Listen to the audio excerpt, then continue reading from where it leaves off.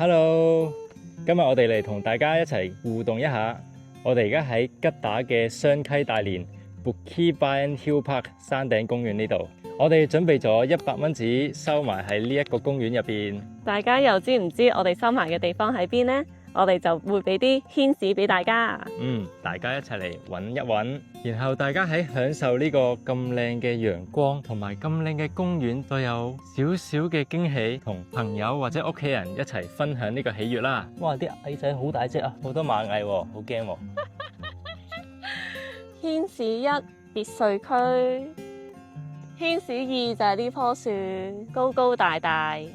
牽士3，我就會揾一個細細嘅石頭砸住佢。希望大家都揾到啦。